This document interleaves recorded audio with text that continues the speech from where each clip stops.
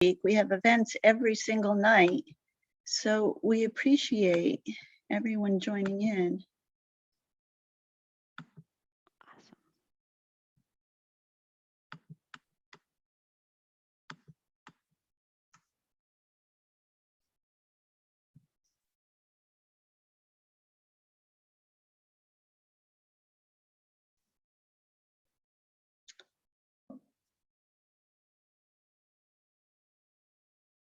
We do need music. They had everything last night. Yeah. Like they had a little bit of it all. That was a jam-packed meeting, but it was great.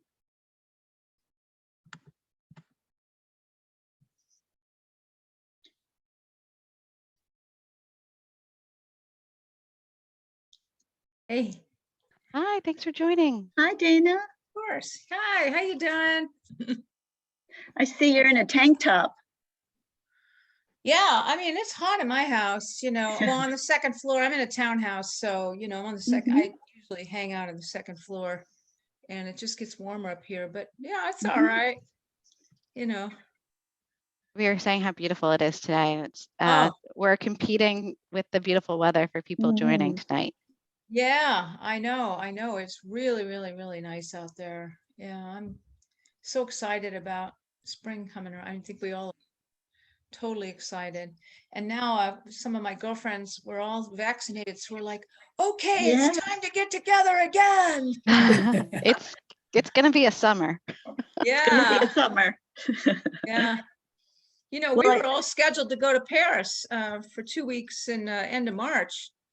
But France is all screwed up, and you know, and then of course, you know, we were only partially vaccinated then anyway, so we had to postpone it. We're going to go at Christmas time, but I was hoping that Ron would have his act together by Christmas. It's better every day. Yeah.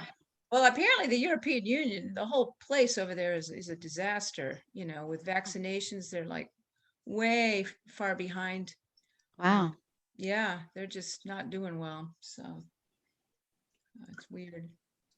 It's 7:03, so I'm going to start to share my screen. And I'm sure people will be joining in.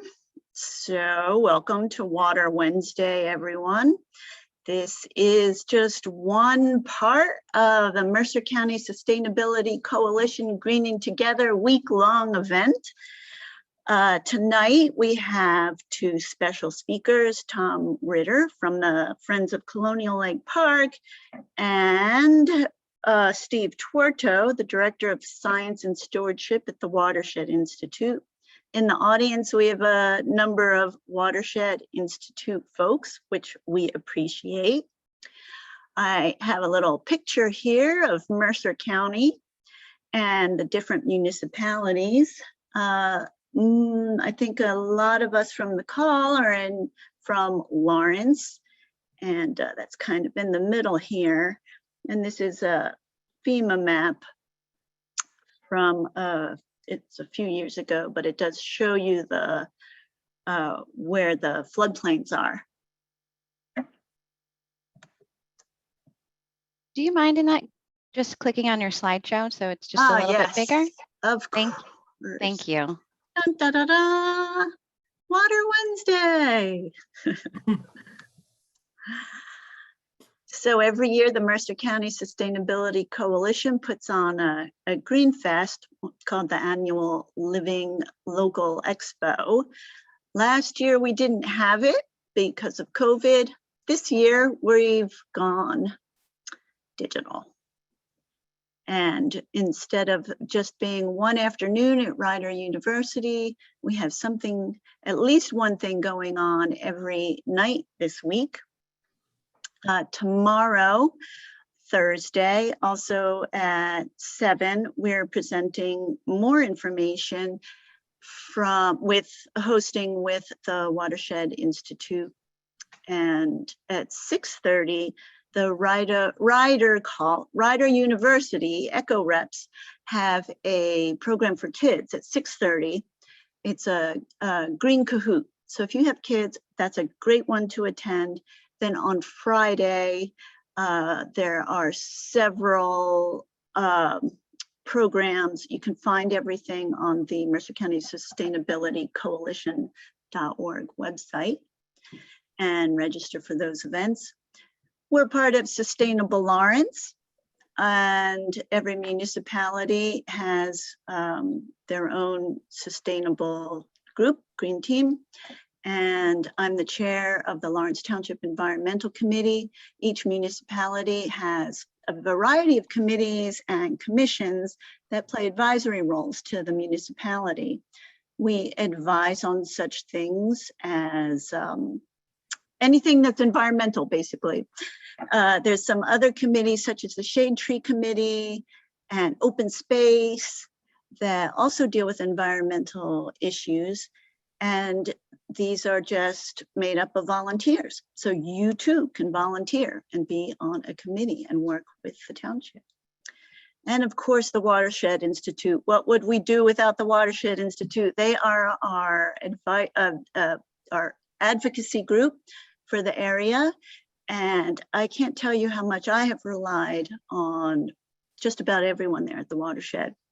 If you go to their website, so many events going on, a lot of activities, a lot of information. Check out the green infrastructure section. You'll find a lot that we'll be talking about today there. And our agenda. I'm going to introduce you first to Tom Ritter. Tom is a member of the nonprofit group Friends of Colonial Lake, Friends of Colonial Lake Park. I forgot the park in there. Tom and his wife Janet have been Lakelanders for the past 48 years. The lake and the park are precious to Tom, and he appreciates what it's meant to have his two boys grow up with the rest of the neighborhood kids there playing wiffle ball and football in the park. I asked Tom for a bio, and he told me about how much about memories of his kids enjoying the park and growing up with the other kids there and just the sense of community. So I think that says a lot about what our spaces, our parks, and the water mean to people. And I'm going to stop sharing. Well, let me tell you about this is a little introduction to some of the things we'll be covering. Here is a picture after Hurricane Irene. This is in Lawrence Township. And sometimes when we have flooding issues or water quality issues, it's the most vulnerable people that are affected the most. We have sometimes too much water. Sometimes we don't have enough water. This is some information from the Mercer County Hazard Mitigation Plan that shows that we have over a 60% chance of flood in every drought in any given year. So at the same time, we're having too much water. We also have too little. And then when Steve comes on, he's going to be talking more about why we're having these issues. And this graphic is a little preview. I'm going to stop sharing. And Tom, you're on deck. Okay.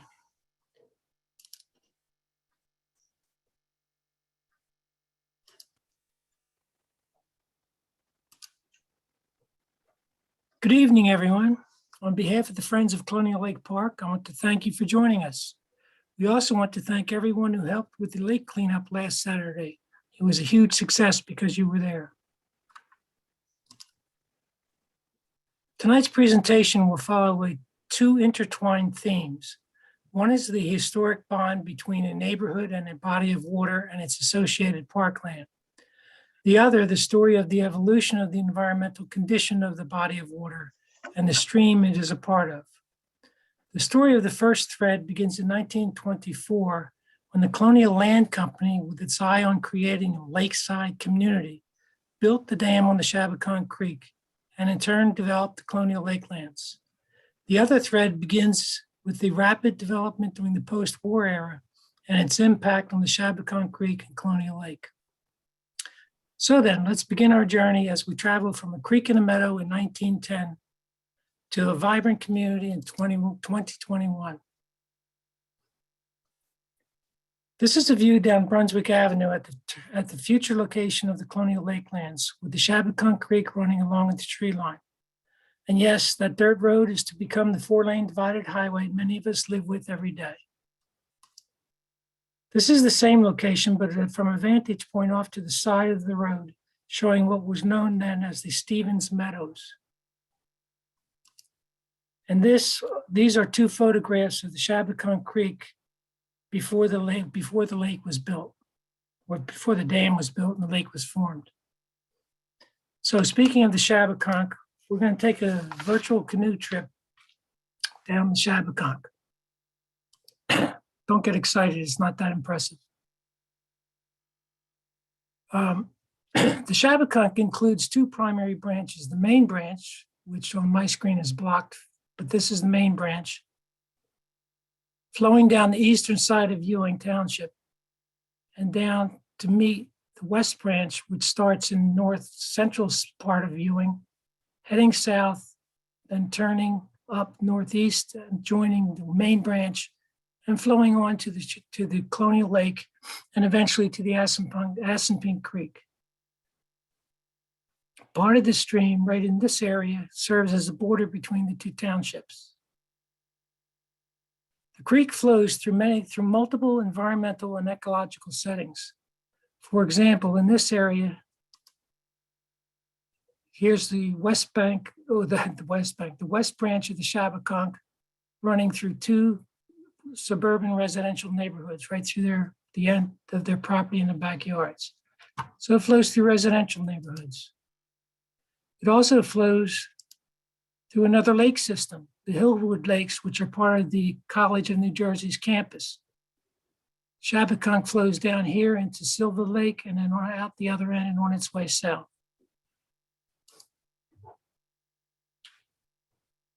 It also flows through some densely wooded areas. Here's an example. And the Shabakunk flows right along here. And I believe, if I'm not mistaken, that's the outline of the Johnson Trolley line, perhaps.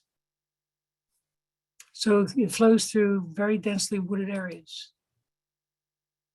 But it also flows through commercial zones. For example, in this area down here, as part of Ewing, the stream is flowing in this view from the left to the right along this line here. And right on the banks is a waste disposal company's storage site, or well, I'm not sure what they do there. Moving along the stream, heading down, continuing downstream. In this photograph, the stream is entering from the left edge of the photograph and goes on up this way, where it goes under Olden Avenue. So this is Olden Avenue here, and right here is where Arctic Parkway comes in. So the stream I'm talking about is right in this area. So on one bank of the stream is a car dealership, and on the other bank of the stream is a home improvement center. And here's an example close up. This area right here is the banks of the Shabakunk. This shows a storm drain to drain the water off of the parking lot and into the Shabakunk. Here's another example, and this is a little better shot of the stream so you can see how wide it is here. I'm not going to mention what else you see. Again, it continues along, goes under Olden Avenue and comes out here. Olden Avenue is right here. Goes along this tiny stream, this tiny thin wooded area, and goes under Spruce Street, which is right here. And so the Arctic Parkway is here. 4th Street in Ewing is here. And all along this section, this is all commercial, and this is all industrial. Continues to flow, the 2 branches come together and they continue to flow towards the east. And before going into the lake, Here's the Shabakunk flowing from our left to right. And on its banks is the Lawrence Shopping Center. And it continues under Route 1, and as it enters the lake on the banks is, of course, the bowling alley.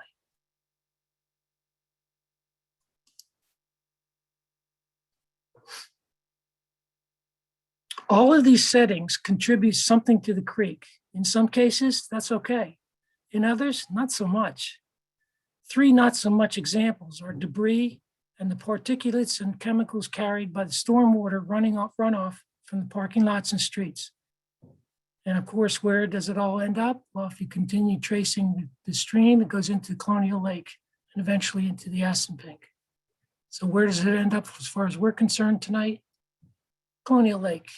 I took these photographs before last Saturday, not since, of course, which was cleanup day. Maybe even some of you saw some of this stuff. This is an example, and picked it up. This is an example of the stormwater runoff. This is Lake Drive. And the water goes down, and this is the outlet into the lake. Perhaps the saddest picture of all that I was given. A friend of ours, a friend at Colonial Lake Park, gave me this photograph. Kind of speaks for itself. I believe that's a plastic laundry basket. So we will be meandering through this environmental concern as I trace the origin and early story of the lake. As you will see, it defined the relationship that developed between the community and the body of water, which in turn demonstrates the long-time concerns for the environmental health and sustainability of the lake. So one might start by asking the question, why build a lake? Why build a dam on the Shabakunk? Remember that lakeside community? Stevens Meadow, lying on either side of the Brunswick Pike, was a low-lying property bordered by the Shabakunk Creek. So sometime in 1923-24, the Colonial Land Company built the dam.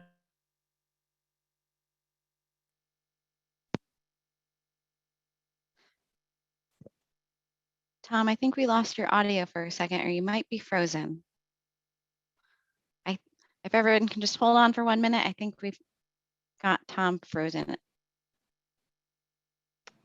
He looks frozen, Kate. Yeah, Tom, can you hear me? Oh no, I'm gonna pause here and I'm gonna try and call him. I think he might probably be zoned in.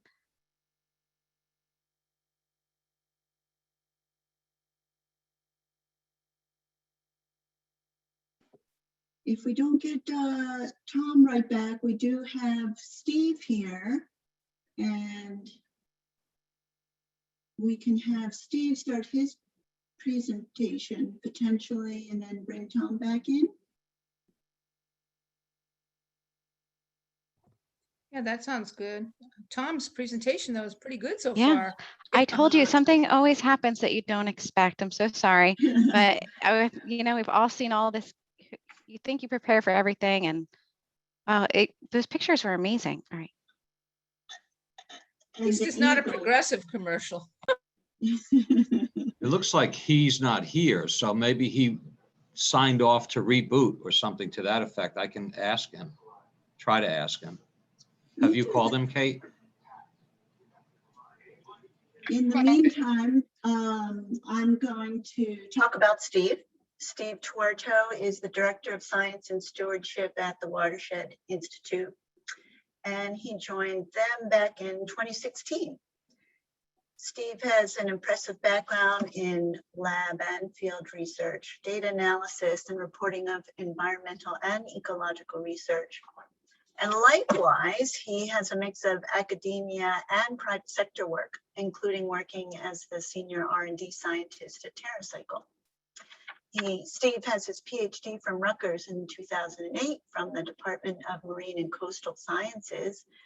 And there he conducted research in a variety of ecosystems, including open ocean, estuary, riverine, groundwater, and permafrost.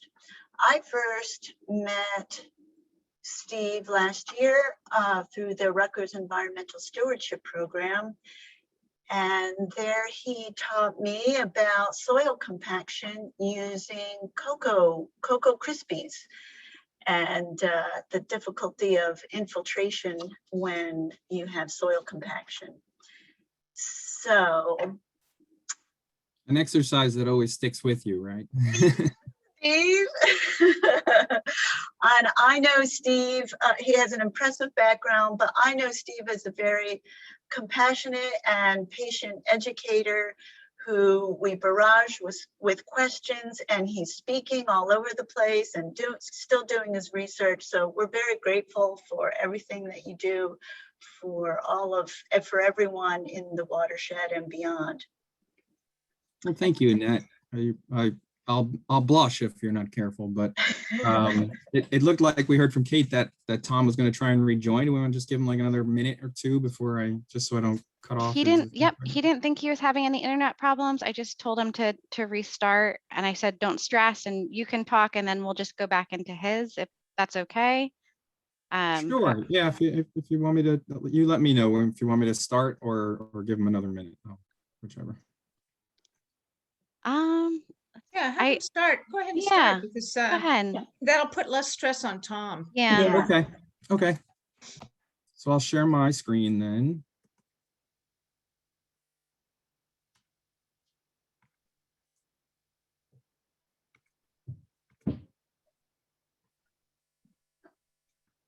Hopefully we can see, everybody can see that.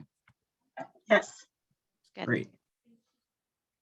Okay, so Annette gave me a great introduction, so I won't reintroduce myself. You know, the Watershed team in every department is a family, and in the real sense of the word, a team. So you know what we do is a group effort. But I do thank you for you know, there are many people on this call that I recognize, and you know, we really do thank all of you for your engagement. And sometimes the hardest thing and best thing we can do is try to engage people to get them to sort of fall in love with their stream and connect with it, you know, their local stream, before thinking about watersheds in general. And I think that, you know, in all, people on this call are, you know, are already there for us and reach out and advocate on behalf of their land already. So we thank you for that.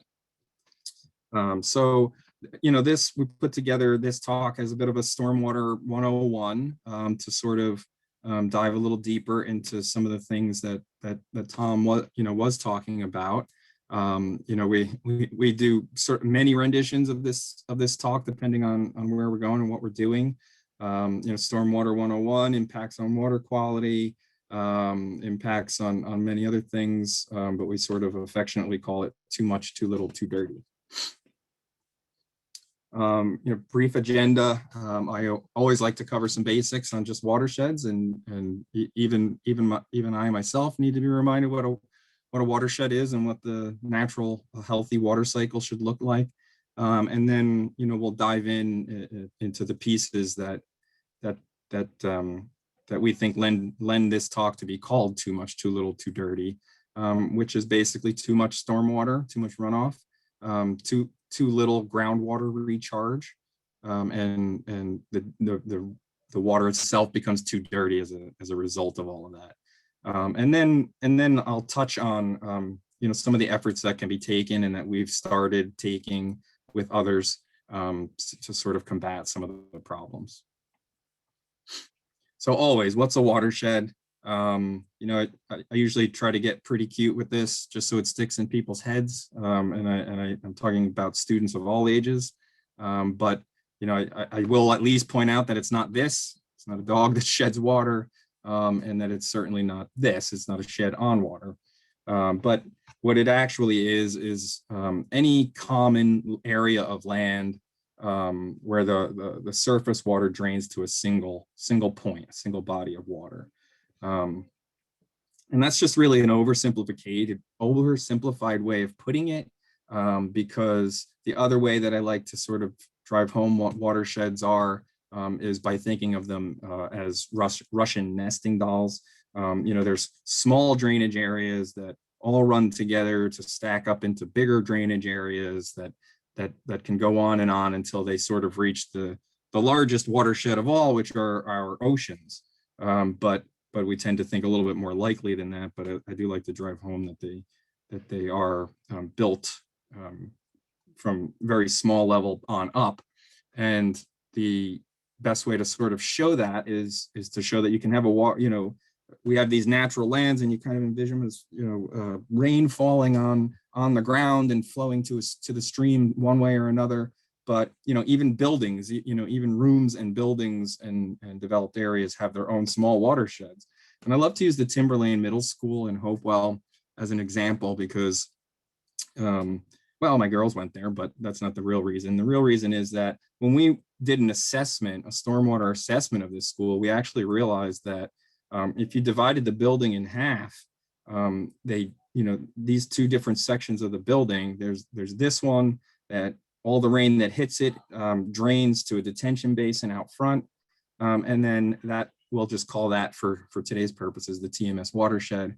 But if you look at the rest of some of the parking areas, the tennis courts, the rest of the roof, it drains to another detention basin, which drains to a totally different major watershed. So the TMS watershed drains eventually to the Delaware watershed, whereas that upper circled one actually drains to the Millstone watershed. So even right down the middle of our development, we need to sort of pay attention to where the water's going.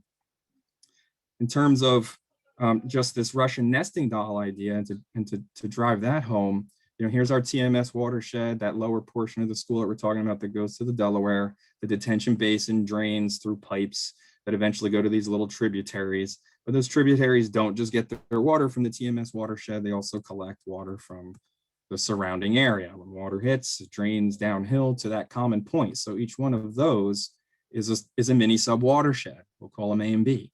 There's another one over there. We'll call that one watershed C. Get my little pointer out. We'll call that one watershed C.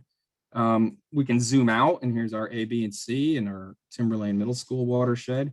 But there are other ones, right, that all drain similar sections of water. That some of it comes from development, some of it comes from natural land, but there are all these other watersheds. They all drain to one common point, to one stream, so we can call them all part of the same greater watershed.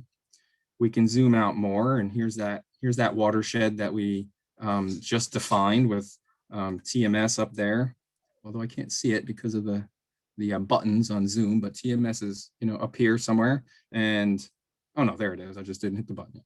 So there's TMS, and this is that section that we defined. But if we zoom out more, we see that there are a whole bunch of these larger drainage sections. They all drain to that same stream, that water body. That water body happens to be called Woolsey Brook, so we call that the Woolsey Brook subwatershed. It actually happens to be a major Huck 14 in this larger watershed that I'm going to point out here. But the Woolsey Brook shed, that Huck 14 is not the only large section that drains to a common point. There's one down south here, and then there's a whole bunch of them. Whoops, that was supposed to be a little bit more stepwise. There's a whole bunch of them all along this other major route, all that come to this common point and drain to this other, even larger water body that is called Jacobs Creek. So Woolsey Brook and all these other little sheds are all part of the Jacobs Creek watershed. So we can zoom out even further because Woolsey Brook is not the last stop for the water draining. There's Jacobs Creek. I'm sorry, Jacobs Creek is not the last stop. There's Woolsey Brook. All together, that's the Jacobs Creek watershed. We can see TMS up here. You can see how I've depicted it half in and half out of the Jacobs Creek watershed. It all drains to this greater body of water down here.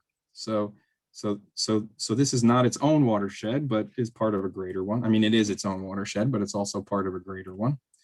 If we zoom out and sort of look at things in a perspective of all of New Jersey, we have all these different drainage areas that all add up to these little, there's Jacobs Creek right there. So these little drainage areas, the size of Jacobs Creek or bigger or smaller, that all fall into these larger drainage areas, these watersheds that we call WMA sized watersheds, watershed management areas. There's a list of them here. Jacobs Creek falls in 11, which happens to be the central Delaware. That's kind of tiny there, but there it is. But so if it goes to the Delaware, it's not just part of WMA 11 or even just this whole green section, which we would call a watershed management region. Here's a list of the regions down here, and that's part of the upper Delaware.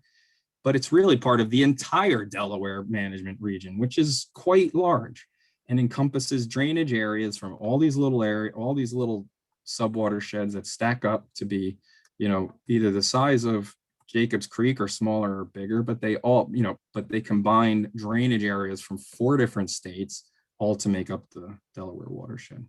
Are they all draining into these places because of gravity? I mean, is the land literally going down towards? I mean, you would think of it as downhill drainage, basically, and each one of these smaller areas sort of have their own smaller valley with gravity that goes towards the common drainage point. And in this case, when you zoom way out to this spot, to this view here, we're talking about the Delaware River being the lowest point and largest body of water that this whole green area drains to eventually. So that's what watersheds are. So what's a watershed? A natural watershed cycle. At least for our latitude and environment, the Northeast here. I mean, the water cycle is the same everywhere, but I'll talk about percentages for our area. I think most of us are familiar with the basic water cycle, but it's not so basic. It's super important. We have some major things going on around here that really move our water around the world, right? Evaporation is huge. Transpiration from trees is huge. We tend to put these together and call them evapotranspiration, which you'll see in a little bit. Precipitation is obviously big because that's the way it comes from gas to liquid and comes back to the ground for the solid part of the water cycle, and then infiltration into the ground. Really large vectors for our natural water cycle. And if we look at an undeveloped natural water cycle, on average, here's what I'm talking about, that evapotranspiration. So evaporation and all that work that trees do, for lack of a more specific description, it's like when trees and plants exhale the water that would come out when we exhale. It's sort of like what transpiration is. But if you lump those together, almost half of the water that comes down in precipitation ends up going back into the atmosphere through evapotranspiration. Half of all the water that falls in precipitation events should go into the ground, infiltrates into the ground. We have infiltration here for sort of divided up into what's like sort of a shallow surface water infiltration, as opposed to 25% for deeper groundwater recharge, and those are rough numbers. And only 10% of all water that rains down or snows down during precipitation should run off. And that should be only when the ground is super saturated and only when we have our biggest storm events. The problem is shifting the land cover and the way we use it and changing that natural watershed shifts that water cycle, right? It interrupts it. So here's our natural forested watershed. It's a beautiful place, but people needed somewhere to live. So we carve a little bit of that space out. We put a house, we clear some area and compact it for one reason or another and put some roads in so that we can get back and forth.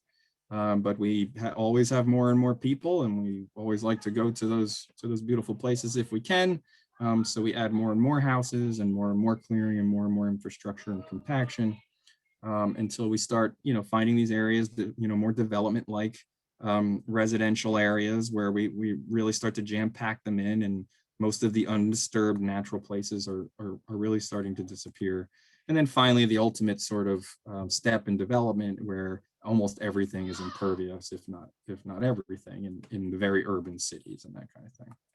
So what does that look like in New Jersey, that development process? So here we have a graphic that depicts land cover change between 1972 and 2010. We're looking at developed land, cultivated grasslands, forests, bare land, wetlands, and water bodies. But if we pay attention to that red, that's development. You see that 1972, 84, 95, 2001, and only goes up to 2010, but you just see how red New Jersey turns between, across those decades. Dramatic change in land cover. What does that mean? Here's our natural forest, naturally forested watershed. Here's another way of looking at what I showed in the pie chart on the natural water cycle. Half of the water goes into the ground. Almost all the rest of it goes into evapotranspiration, and only about 10% should be running off with natural ground cover. And there's our pie chart where I just combine the two ground infiltration sections together in that green section. We start developing. We have low to medium developed areas. Pictures not to scale or development percentages, just thrown in for depictions. But let's say we develop and now we have 10 to 20% impervious surfaces. That meaning that the water can no longer infiltrate the ground. We lose a small chunk from evapotranspiration. We lose a little bit more of a chunk of the water that goes into the ground, and we've doubled our runoff with just that 10 to 20% impervious, right? So this light green gets a little smaller, the dark green gets a bit more small, and the red is growing. We go to this to a medium to high density development.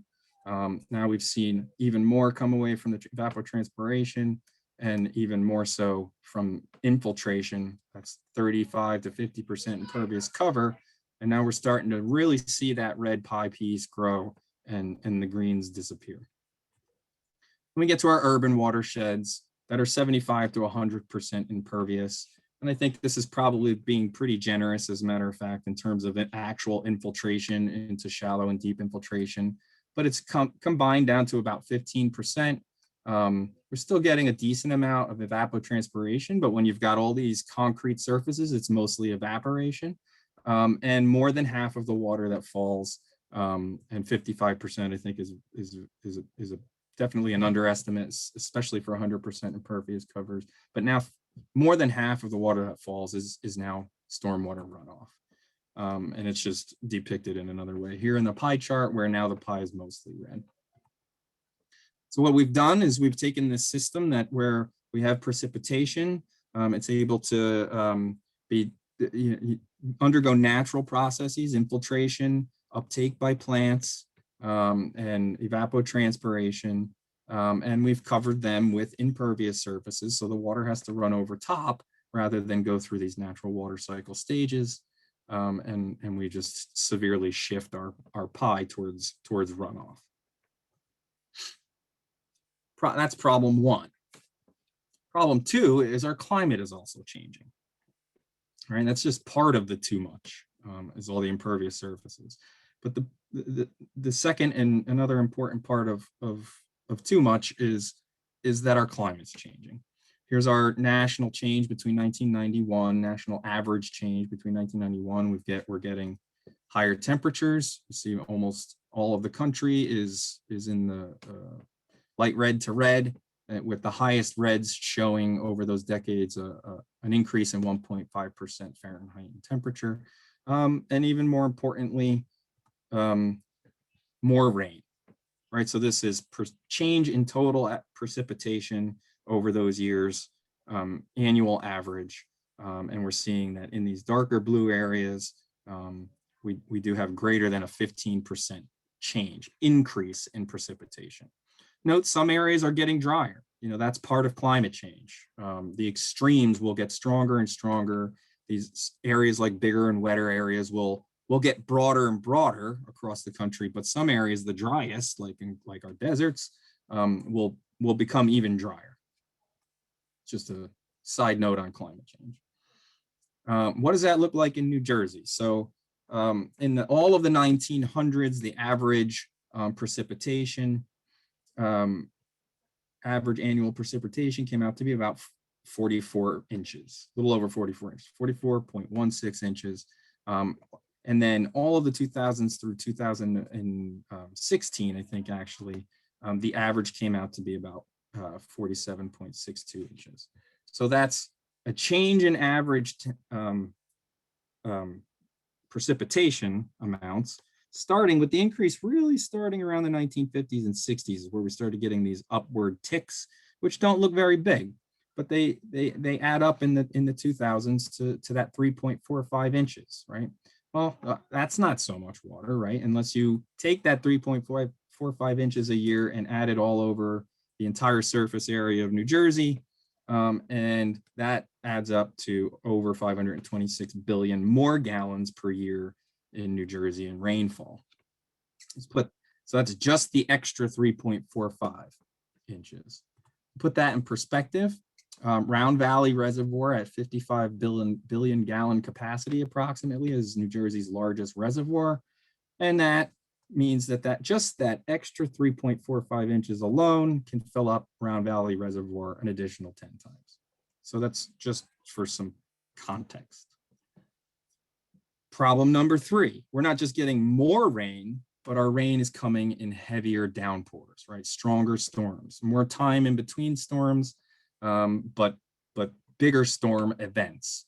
So this is through 2016, showing that everywhere in the country basically is showing as having a decent percent increase in how much of their rainfall is coming in 1% of the largest events in a year. And you see the Northeast is up in the highest at 55% increase in precipitation is coming as the heaviest storms. So less and less of these warm fronts where we get light rain through a day or 3 days or more, and more of these events where the storms come over hours to 24 hours, but we're getting 2 to 3 inches in that short amount of time. And it shows in the data. This is gauge height, so basically the river height at Blackwell Mills in the Millstone River, and these are actually the annual maximum for that year. So some of the maximums are very low during drought years and that kind of thing, and some of them are very high when we've had very high big storms. But in general, between 1918 and 2019, we've seen this upward trend in the maximum river heights. What do we do with all that runoff? We're getting more rain. It's going much too quickly over to the streams on these impervious surfaces, and we're getting them in bigger storms. So what do we do with them? Well, we send them down a drain, right? We create more impervious cover. We put bigger and better pipes, and we get it away from the neighborhoods as quickly as possible through gray stormwater infrastructure. And what is gray stormwater infrastructure? We're talking about street gullies. We're talking about storm sewers, occasionally holding creepy clowns. We're talking about large areas of land that drain water to common places like this detention basin down in the lower left here, which has concrete low flow channels, which are meant to send the rain as quickly as possible to the pipes in this little outfall here, which usually come out in a pipe over on the bottom right here, just like that, directly into a stream, something that Tom was pointing out. We even like to turn our rivers into total concrete. So we block them off, we block off flow for a little while, we concrete it and then let the river flow again, and we have zero natural processes going on. But that's Los Angeles. We would never do that in New Jersey. Not true. There's the Assunpink Creek in Trenton, right? There's plenty of sections of this stream, this creek, and many of other waterways that are completely concreted.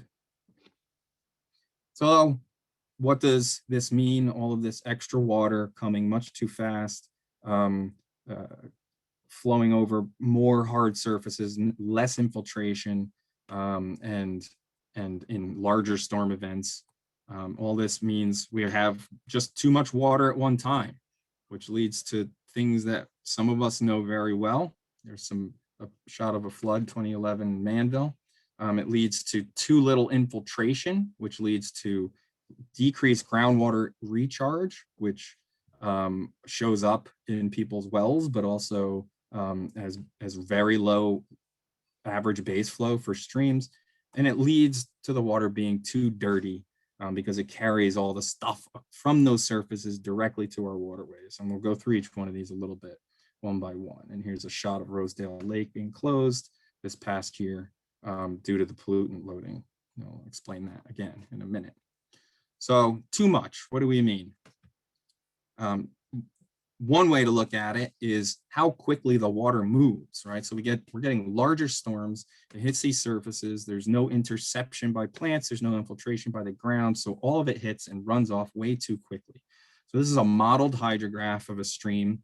So this is basically how fast the water is moving through the stream in this line here with this big peak, which is a developed area watershed, and then this lower one, which is undeveloped. And it just shows that the water hits really quickly and goes away really quickly. And then in the undeveloped hydrograph, we see that the water hits, but the stream doesn't go up so quickly, right? It's slowed down by the natural water cycle, infiltration, interception, and goes down much more slowly. What does that mean? Well, too much water like that running through our surfaces overwhelms our infrastructure. Sometimes the water just runs through the streets or the gullies or what have you, and overwhelms our pipes and the ability for those things to handle them. And so you get flooding from that. That's basically like a backing up of your pipes in your house. But it also, even more importantly, overwhelms our waterways, right? When those pipes are working well and they're not backing up, they're moving that water way too quickly to our waterways. The water just flows and rises to such high discharges that the banks are overflowed and entire towns are flooded.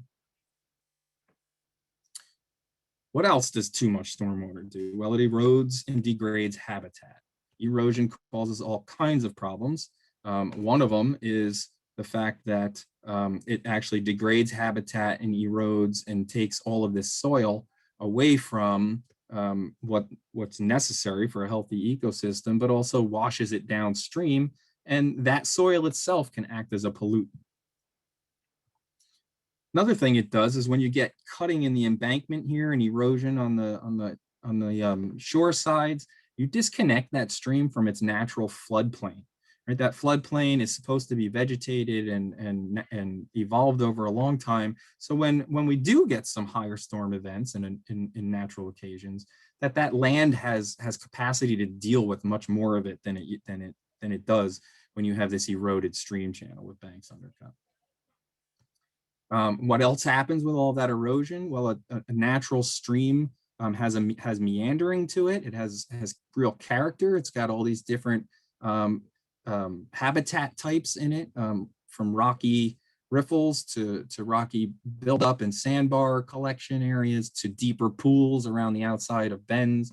This is important habitat. It cools down water. It hosts natural, it has natural physiochemical processes that happen in each one of these habitats, and it's natural aquatic habitat for organisms.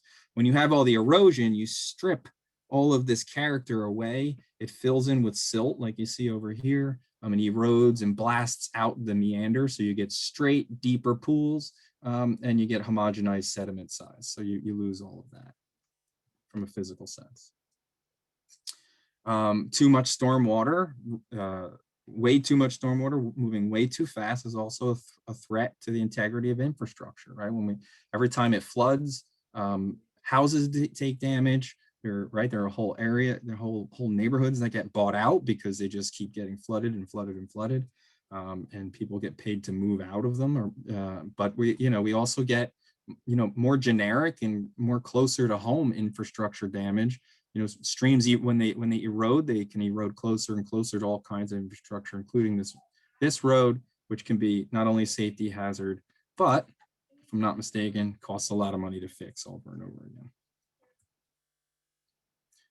So the problem of stormwater, this is just another way of looking at the other graphs and figures that I showed you. The green bars showing, that natural watershed, with red showing the developed watershed, the highly developed watershed. We have that decrease in evapotranspiration, and we have that huge increase of runoff compared to that natural. But so if the runoff is the problem, the lack of infiltration is the second biggest problem. And here we have a hydrograph. This is data stream depth taken right in Jacobs Creek by one of our continuous monitoring devices, showing when a storm hit in October of 2020. And it just shows the time frame here, where the storm starts, sometime late or sometime, mid evening, September 30th.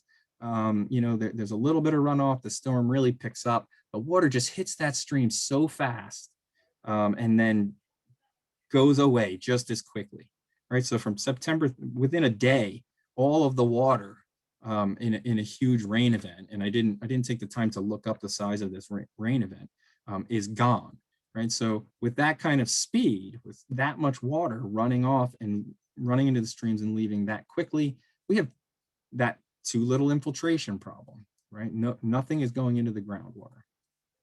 We see the same thing on even a larger scale, although it's a little bit stretched out. So this is the Millstone River. A lot of streams and tributaries like Jacobs Creek feed into it, but we do see the same thing. We get large events, changing the discharge, which is cubic feet per second. So a volume of water moving through there per period of time, changing the discharge by thousands of gallons, or cubic feet per second in less than a day, and then going right back there, over the course of a couple of days. So water, again, just moving way too fast, and we call that flashiness. And that's from the USGS data gauge at Blackwell's Mills. And there's science to show, if you compare base flow of streams, so the infiltrated surface water, basically groundwater, the superficial groundwater, with percent impervious cover of a watershed, you get much lower, the more and more impervious cover you get much lower base flow. And it's decreasing over time, not just in a snapshot in time, but they're getting lower and lower over time with the way we're doing things. And that too little means, much less, again, base flow in the water, recharge for aquifers. And this is an example of the Passaic River, fall 2016, where they estimated it was about 96% below its average base flow. So that's the too much, too little, and here's the too dirty, right? We've all done the stream cleanups, or I think most of us on this meeting have, and Tom was talking about it. And we can see this garbage, and we see it when we do our cleanups. Here's data from the cleanups that we've hosted from the Watershed Institute over the years, 2007 through 2019. 2020, unfortunately, with the pandemic, we didn't have a traditional one, and we'll be gathering our 2021 data within the next couple of days, actually. But you can see the increase in trash that we've picked up over time. I'll be honest, some of that is artifact of, we increased the number of sites and have really increased the number of volunteers, so it's gone up a little bit. But more people, more trash. But this, again, the stuff you can see, we can pick it up. What about the stuff we can't see? That is the major problem. And that's the too dirty that I'm really going to talk about. And the one that specifically I'm going to talk about is non-point source, what we call people pollution. And we all know it.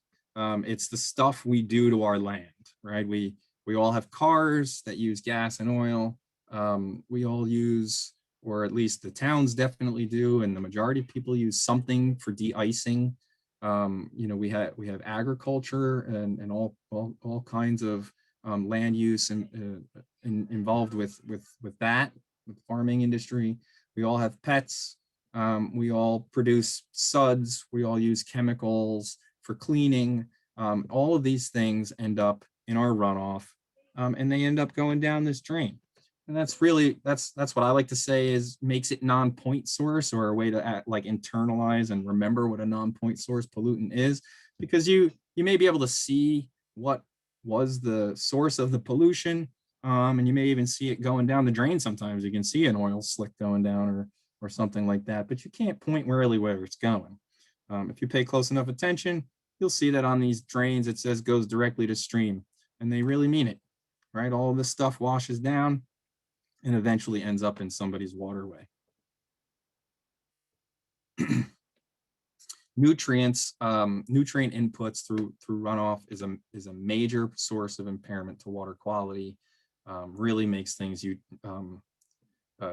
eutrophic and makes the water quote unquote dirty. We have nutrients that come from fertilizers. Yeah, some of us put them in our gardens and that kind of thing, but where they're used on very, very large scales for turf management, for grass management, for farming, etc. This introduces nutrients like phosphorus and nitrogen and causes eutrophication, which is basically the overgrowth of algae. This is a look at some common algae that can clog our waterways. Biomass can die, cause oxygen shortages in the water, kill off other aquatic life, and really affect that ecosystem. More recently, we've gotten a lot more attention to how these types of pollutants running off cause what are called harmful algal blooms, which are actually cyanobacteria, a photosynthetic bacteria, not a true algae. Showing up in water when they bloom in great numbers, as sometimes described as looking like spilled paint or pea soup. And what's the problem with these guys? There's a huge list of the species of these guys that can grow. They're single-celled bacteria. You definitely need a microscope to see them.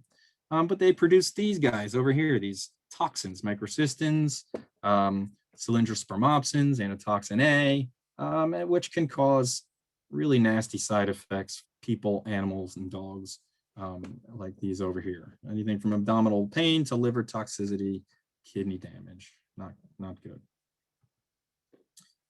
So there's pretty good science out there showing that, just how correlated water quality is to impervious cover.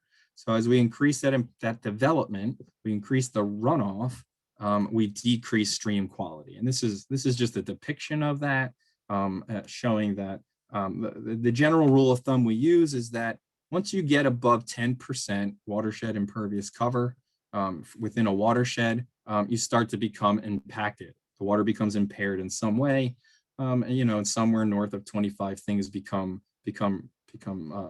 really impaired. There's a lot of evidence to show that it depends on what parameter you look at and what the pollutants are, because it can be much lower than 10%.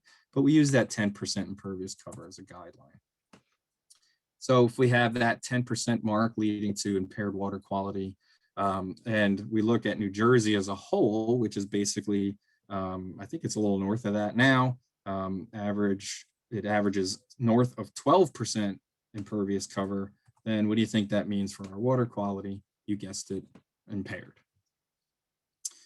So here we are looking at the latest, which came out in 2016, or it's the 2016 report, which actually came out in like 2018 or 19 from DEP, assessing water quality based on their results. Organization like, many other organizations like USGS and nonprofits results. And it just shows along the bottom categories here, the bottom axes here, this shows the different categories that they use to designate whether or not it's impaired or, failing, which they say not supporting the designation, or passing, which is fully supporting. And we see that when it comes to general aquatic life, 64% of all the locations that were monitored fail for general aquatic life. 59% of all the trout waters that were assessed fail. 43% of all waters assessed for recreational designation, and that's primarily a bacterial assessment that they do, fail. Water supply, 43% fail. Shellfish harvesting, 67%, and 35% of fish consumption. And these yellows show where they had monitoring sites, but didn't have enough information to tell. So there's a lot of work to do. And then across the bottom here, it shows, here's the designations by color. Purple, blue, then there's green for aquatic life, and then fish consumption and shellfish. And you can see the main contributors, bacteria, E. coli. Water supply was the metal arsenic, was the primary culprit there. General biology, they say cause unknown for a big chunk of them in terms of aquatic life. But for a good many of them, phosphorus loading, dissolved oxygen problems, which come along with all of the stormwater runoff and other pollutants that wash in. pH, same thing, everything washing in with that stormwater runoff. Temperature, again, affected by runoff and development. And then fish consumption is usually particular toxins like mercury, PCBs, or toxic substances in the shellfish. So it's showing that these most common culprits for our quote unquote dirty water is, the most common reasons are all increased and due to, they're picked up by our land practices and carried by stormwater runoff directly to the streams. So the question is, what can we do? What can we do about it? Because there are things we can do. Some of them should be preemptive. We should change the way that we do development and we do interact with the land. But there's a lot of areas that are already developed and already have these problems. And so what can we do? In general, there's a set of things that you can do. Something we'll call action plans here, assessments and action plans. But know your land. Know your watershed. Know the drainage areas. Know the land use covers. Know the impervious cover levels. And know what stormwater is associated with that and where it's draining to. Know your policies, know what the regulations are, and whether or not they are strong enough to help from a top-down perspective to manage stormwater better. Identify places where you can do restorations and do designs and install them. And the Watershed Institute happened to do this very thing for 16 different municipalities.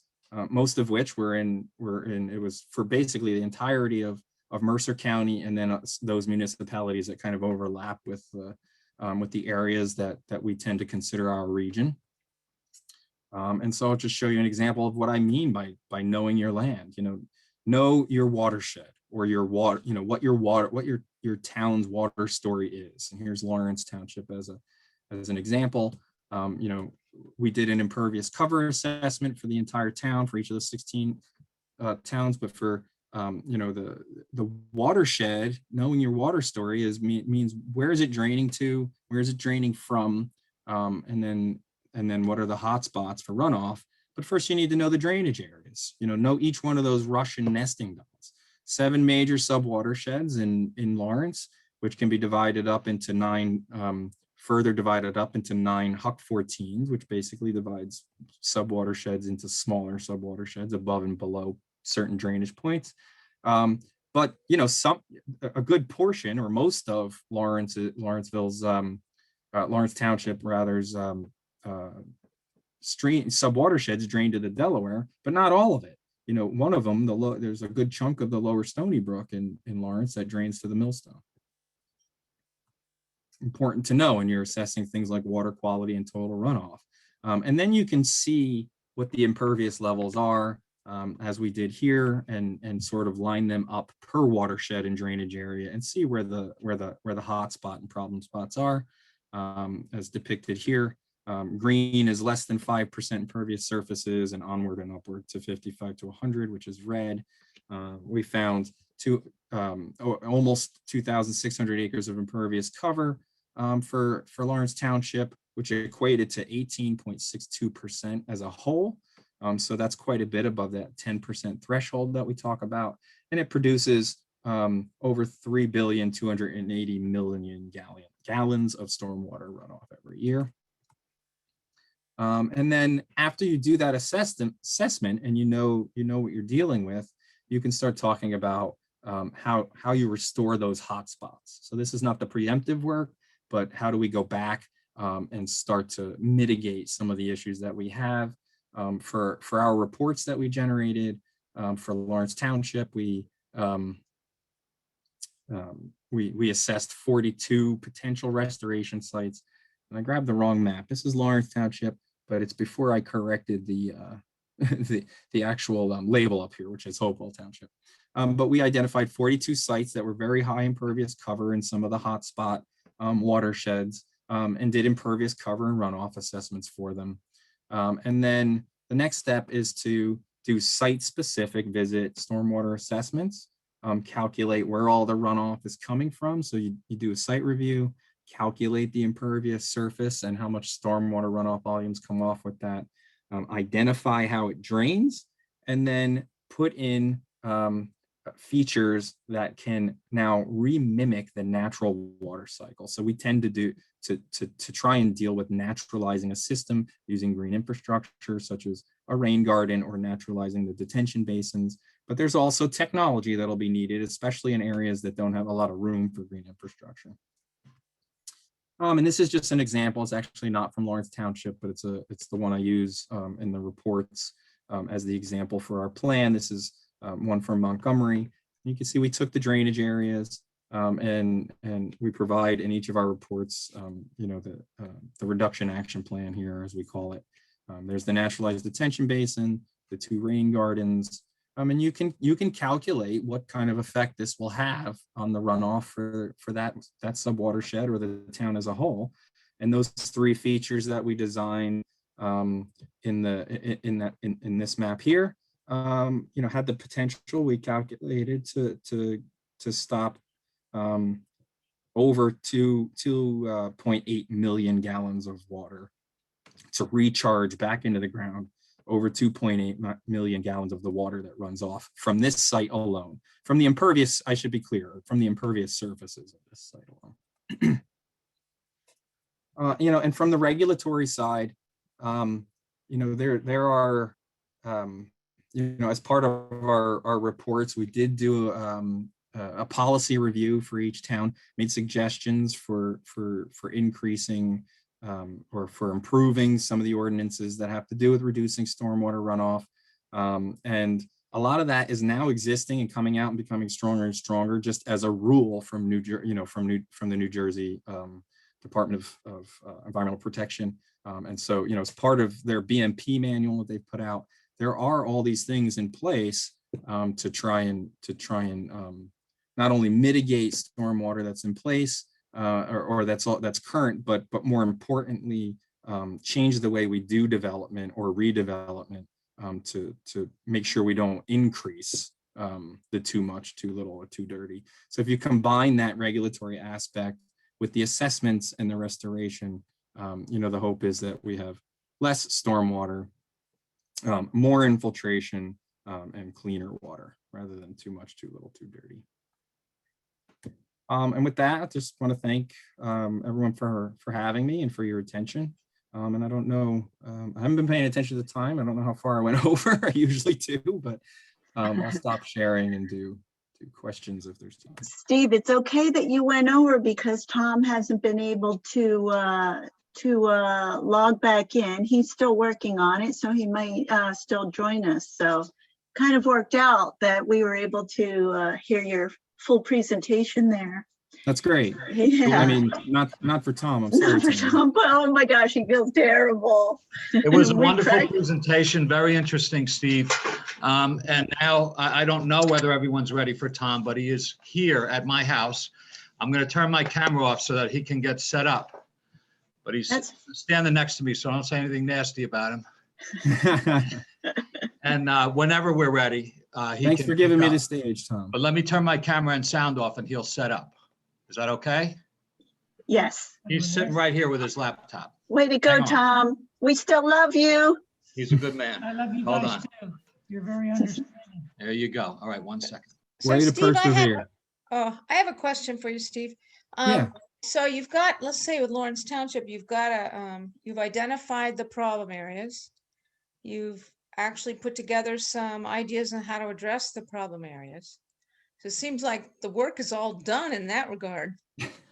So, like there's nothing more to do except, get the answers in place. So how do you recommend that a town that's as lucky as we are, where the assessments have already been made, the recommendations have already been made, you know, so for us to, you know, try to reinvent assessments is stupid, you know, when the professionals have already done it. So what is the next step for a town like us? Yeah, I mean, that's a great question. And, you know, Sophie can chime in too, but I'll be, you know, shamefully honest and say, you know, the work is only mostly done. You know, what we've done is concepts, you know, and estimated, you know, values for reductions and that kind of thing. You know, once you really get into the nitty gritty, especially since DEP is paying more and more attention to these things, the rules are becoming more and more strict for engineering designs and that kind of thing. And you know, the sites would need to be, you know, reassessed and get more specific designs in place and that kind of thing. So work's not totally done for you, but in general, you're right though. You know, these concepts are supposed to be a blueprint, and you know, we would love nothing more than for, you know, for someone to be able to take them and implement them. And you know, we have had the fortune to sort of take some bite-sized chunks of some of our designs and begin implementing them. And a lot of it, you know, and a lot of being the science guy at the Watershed, you know, a lot of my success comes from when a foundation, the EPA, the state, someone comes out with a grant, and I see that the request for the proposal, the guidelines and the criteria for the proposal match something that we can work with, and I can sort of submit a proposal to do some of this work. And we've gotten a little bit done that way. It's been really, really great to do some of it, especially as a demonstration. But there are, you know, there is an increasing amount of attention on this, and more money is being put towards it. You know, I know some towns have done, you know, sustainable Jersey grants to try and get little bits of demonstration work here or there. But I know we have sort of a list of other places you can look for funding. Am I wrong, Sophie? We do have a list, and we really want to work going forward with Annette and Mike and all your the leadership in the town to prioritize green infrastructure investment. Also, if we could get an ordinance passed that would require green infrastructure to be installed when redevelopment happens, we think that would be really important for Lawrence. So that was a recommendation that we had made. It wasn't adopted last time the stormwater management ordinance was considered, but there are new rule requirements coming out from the state associated with the Protecting Against Climate Threat initiative. And so we hope we can make another push on that, because in that scenario, the developer would pay the cost, and that would go a long way. Mm-hmm. Yeah, it sounds like I think, you know, there's so much work that could be done. It would be good to set the priorities and then just focus on those one or two top onerous things. And so, yeah, and redevelopment is sort of the white whale for us, right? We're pushing that in all the towns to trigger some kind of ordinance with redevelopment, or at least lower the triggers for redevelopment to try and get better stormwater management when that happens.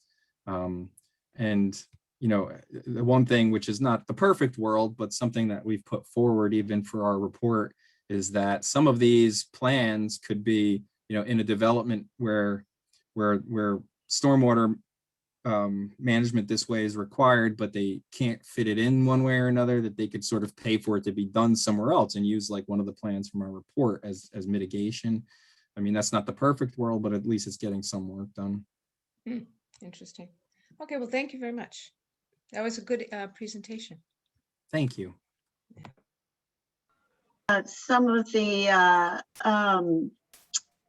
reduction action plans are done for churches and for schools, and some of them are for private businesses. So some could be, schools are more willing sometimes to take on some of the projects too, and getting different groups like either the students themselves and their junior environmental groups, or the Scouts, talking to the church leaders. We did a presentation at Ritter because Ritter University was one of the reduction action plan that Steve did. And so that's a first step, also letting them know that the plan exists and to maybe make some headway. But as Sophie and Steve are saying, those are all retrofits. And if we could do the green infrastructure before the things get built, it's cheaper and it's better. We're at 8:16 and Tom's here, so we'll pass it on to Tom. If you have more questions for Steve, which I'm sure everyone does, you could put them in the chat. We could save the chats and pass them on to Steve or answer as we go along. Because I still have a lot of questions too, Steve. Keep learning. Okay, Tom, are you there and ready?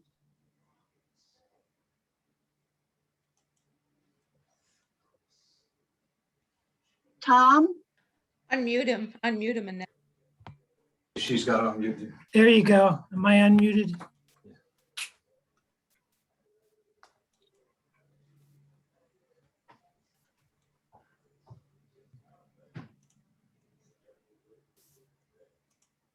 We good? Can you hear me? I think my last words to everybody was damn the internet. Oh no, it was damn the Shabakunk. Sorry about that. This is an aerial photograph of the Colonial Lake lands and the lake in 1924. A couple of things I want to point out, aside from how sparse it looks.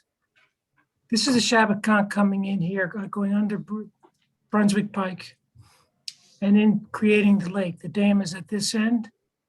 I want you to notice, first of all, when they originally made the lake, it filled up to this point here, almost back over to Lake Drive. This is Lake Drive, believe it or not. That obviously doesn't exist anymore, and I don't remember the date when they did this, but they backfilled this. I think I was told to make a floodplain out of it, so that the bank of the lake is actually up in here somewhere today. Also want to point out to my friends and neighbors who live on the west side of the Brunswick Pike, judging by this, it's clear that you're not an afterthought and you're not an overflow. You're part of the original development. And there's a reason for that, which we can talk about another time. Also want to point out that all the streets, some of them not completed yet, all dead-ended and let this ridge tree line right here. That was the end of the neighborhood. There was no cross street. There was no Lakedale Drive. And I just want to point out on the other side of that tree line that there was all fields, farmers' fields, and across the lake on the north side, it was also fields. Again, this was the Stevens Meadow.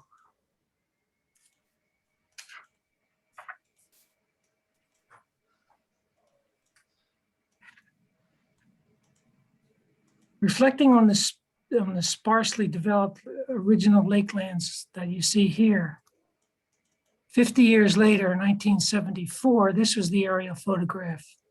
We tricked you a little bit. It's viewing it, looking to the east instead of the north. But what I wanted to point out was a couple of things. One, this is the original lakelands right here. The rest of the lakelands is out of the camera's view. So this was built in 1924, and this is 50 years of vegetative growth. In 1950, most of the lots in the lakelands were built upon. So a new developer came in and built the Lakedale section, which lies back here. It's another reference. This is the Trenton Freeway or Route 1 bypass. It was built around 2 years before, around 1972, 73.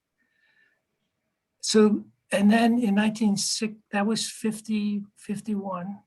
And then in 1965, 66, Colonial Park Heights was built on the north side of the lake. So just pointing out the different amount of vegetative growth in those different spans of time. This was 50 years, this was 1974, the 1950, And this was 1965 to 1974. Also consider the runoff, and from this, when you think about drainage and runoff, to this, the change that occurred and the impact it has on the lake. Do want to point out this house right here and this property, which is about this wide, but goes all the way to the lake. I'm going to talk about that in a couple of minutes. So once the shape of the lake was defined, the developer designed the site plan for the Colonial Lake lands, being thoughtful enough to create a natural buffer between the lake and the home sites, thus creating space for the park. So ever since the lake was created, the park established, and as neighborhoods, one at a time, were developed, a special bond began to be formed between the people and their environment, a bond that has lasted from decade to decade for the last 97 years. So one might ask, why is that? Well, I maintain that the first reason is who maintained the park and the lake and who owned it. So let's talk about that for a little bit. The Colonial Land Company eventually transferred the deed for the lake and the buffer zone to a subsidiary, the Colonial Operating Company, in 1934. Around this time, according to a 1997 tricentennial article in the Lawrence Ledger, the Colonial Lakelands Civic Association was formed, followed by the formation of the Colonial Lakelands Ladies Club in 1935. Why were they formed and what was their responsibility? They were responsible for maintaining the park and the lake. They were sponsored numerous activities in the park for the neighborhood, and they ran many fundraisers.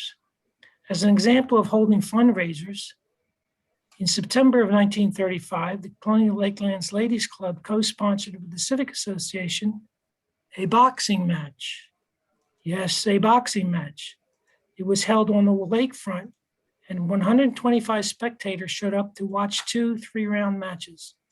All of the proceeds, that was probably the first fundraiser. All the proceeds of the event went into the fund to erect a community clubhouse at the Colonial Lakelands.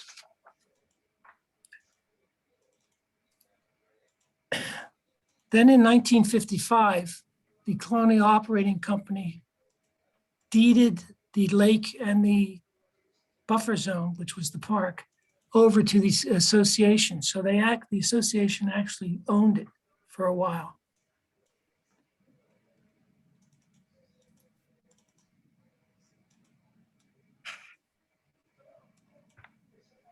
As an example of the Civic Association's responsibility to maintain the lake and park, as per their newly revised constitution, the function of the grounds committee shall consist of general maintenance of the lake,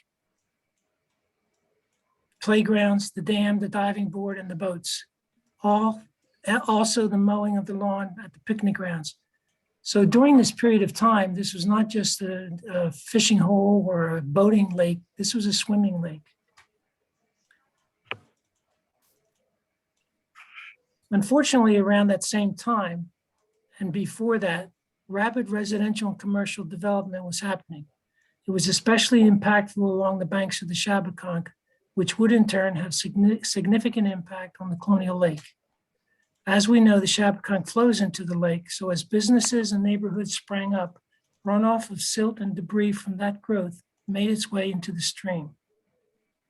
So in 1964-65, a number of factors converged.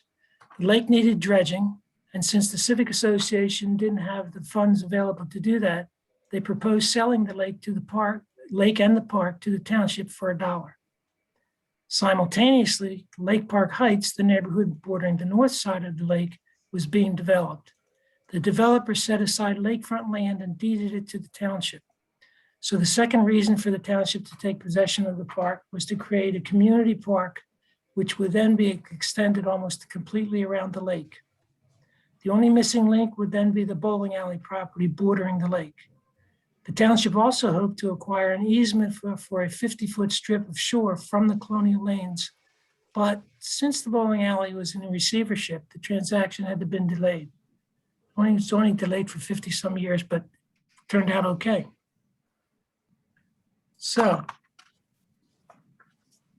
We see a long history that continues to this day of the neighborhood having a sense of responsibility for the park. Not ownership anymore for sure, but still a sense of neighborhood responsibility and pride. So what is the second bonding agent between the lake and the people?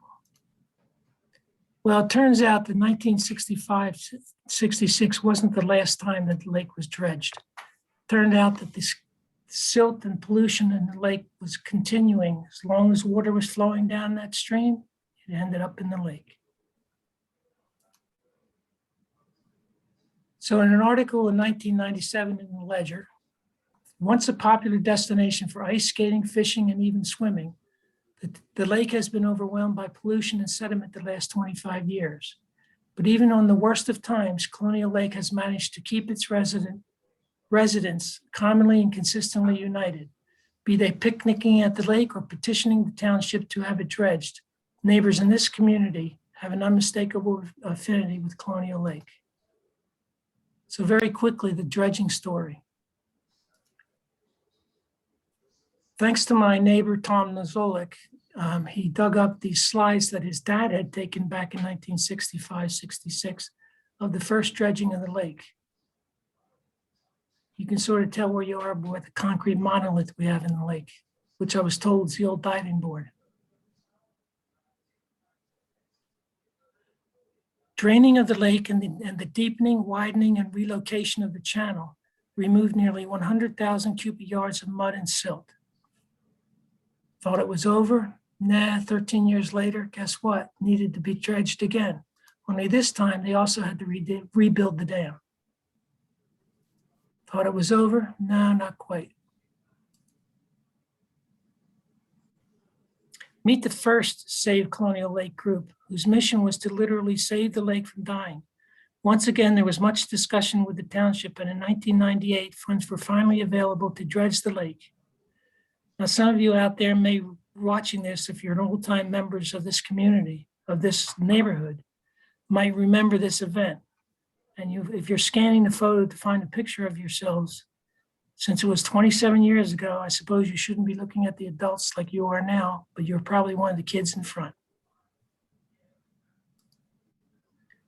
So the second thread was the recurring condition of the lake itself. So then what is the third bonding agent between the lake and the park and the community? And we now have to expand what we mean by community, as it is much wider than just the Colonial Lakelands neighborhoods. What I'm referring to here is impending commercial encroachment. The first example I want to bring up, it happened in 1987. There was a proposal by a company to build a car wash. The company wants to convert the former Diggins restaurant into a car wash. Excuse me. A stand of trees behind Diggins would also be torn out to make way for the driveway to the car wash. So what does that have to do with Colonial Lake? Remember this little building I pointed out and this property that goes to the lake? That was Diggins Restaurant right there.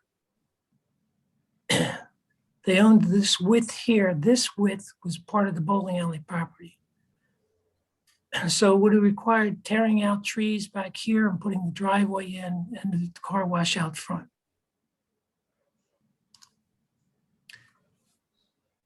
I guess you could say, since there is no car wash there, that the community was successful in heading off the commercial encroachment on the lake. Eventually, however, that little property became, everybody at the same time, Pizza Hut, which is now empty.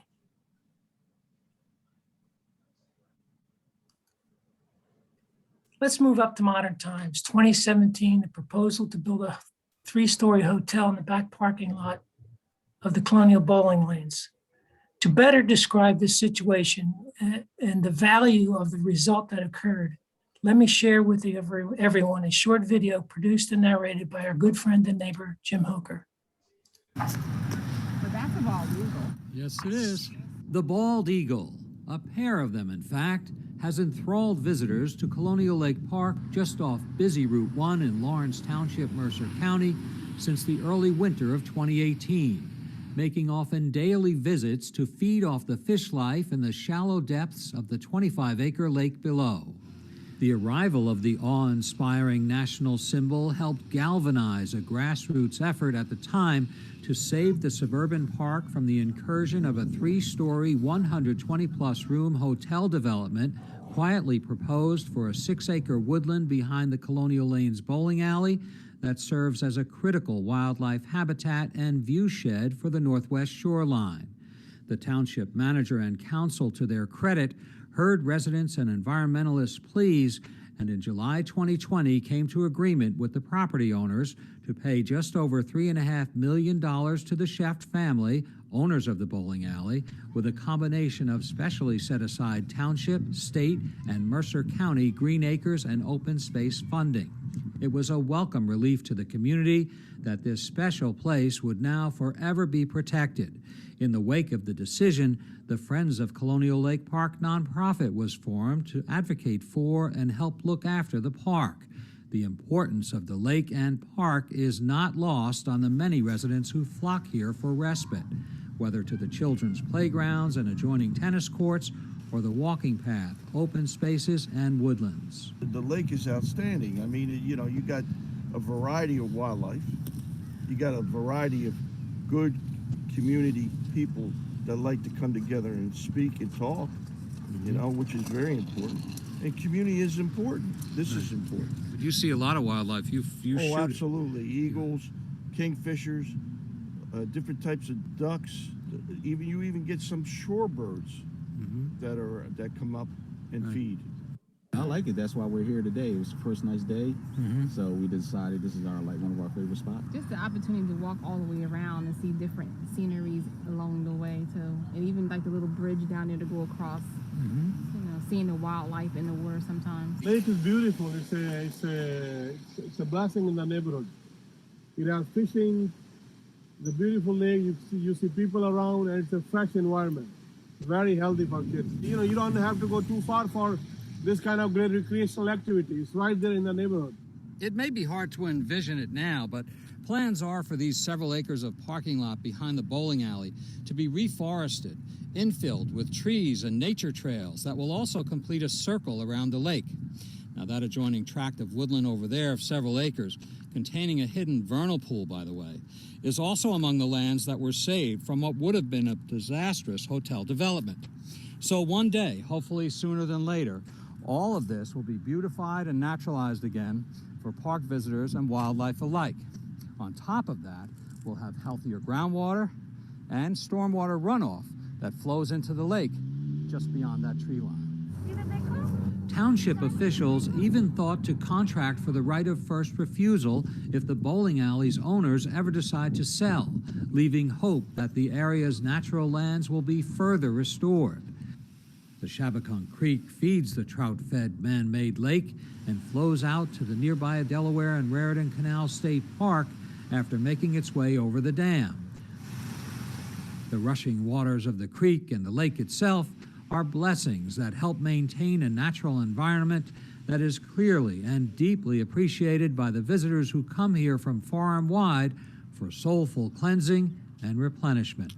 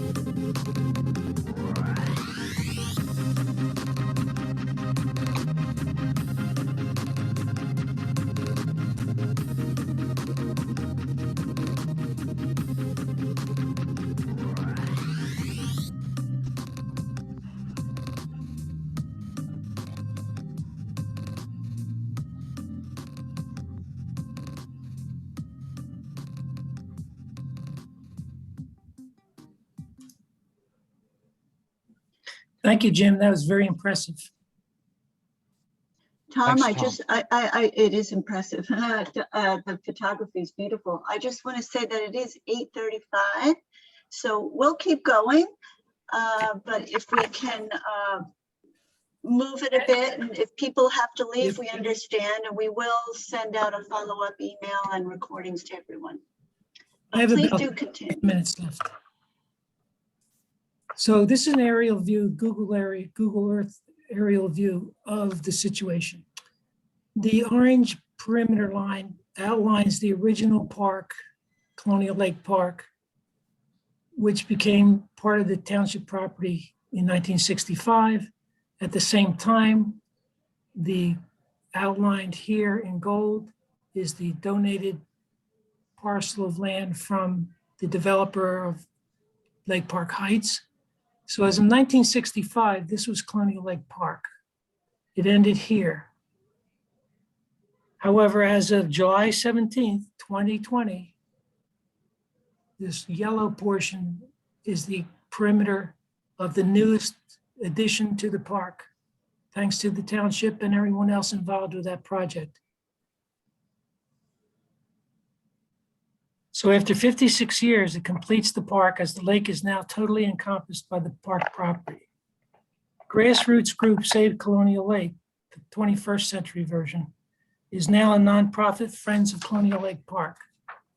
The mission statement of the Friends of Colonial Lake Park has two main goals: support positive community use of the park and lake. Here are some examples: both active and passive places for friends to gather, fish, observe wildlife, abundant wildlife, take strolls around the park. Its second goal is to work in concert with the township to support the environmental sustainability of the park and the lake. Working with the township, FCLP has volunteered to plant and maintain flower gardens under the park welcome signs. By the way, folks, we are looking for a few more volunteers. And following the footsteps of the original Civic Association, we just launched our tote bag fundraiser to begin a park tree replenishment project. Definitely cooler than a lakeside boxing match, I would think. Cleaning up the park and the lake is another example of the hard work we do. The pictures here are from the February 22nd, 2020, just pre-COVID cleanup of the lake. The second cleanup of each year, coinciding with Earth Week, is sponsored by the Lawrence Township Public Works Department, the Watershed Institute, Sustainable Lawrence, and Greening Together, and of course, the Friends of Colonial Lake Park. And of course, it takes neighbors to come out and perform the cleanup, and turn out they do.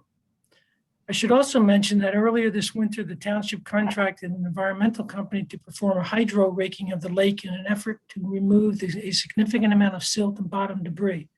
We owe Kevin Nowinski, our township manager, and town council a debt of thanks. We're also very happy to see the fountain active again. We've now seen the big picture of the Shabakunk Creek Colonial Lake relationship. We saw what feeds the creek and the lake earlier in the presentation, as well as some of you witnessing that firsthand on Saturday. And we've seen strong commitment the Lawrence community has for the health of Colonial Lake. We also now realize that concern for improving the quality of the waters of the Shabakunk Creek, including the lake, is not really new. It's been there for 60 years.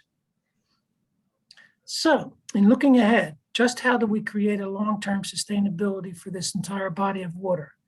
First, we need to realize that the Colonial Lake is part of the Shabakunk Creek, with its headwaters 13 miles upstream. We need to change our perspective from thinking there's a creek somewhere out there and a separate lake here, to recognizing it's all the same body of water. It therefore seems that we need to the approach we need must have a broader scope with a unified environmental plan attached to it. We need to think more in terms of permanent proactive solutions rather than short-term reactive efforts. I leave it to your creativity, imagination, and expertise to come up with that. After all, how else do we assure the future of the environmental treasure we have right here in our front yards? Thank you very much, folks. Sorry for the delays earlier. Thank you, Tom. That was great in the way you let us see also the picture of the Colonial Lakes being part of the whole watershed that includes the Shabakunk, and how that drains into Colonial Lake, and then it's draining out into the Assunpink and going to Trenton.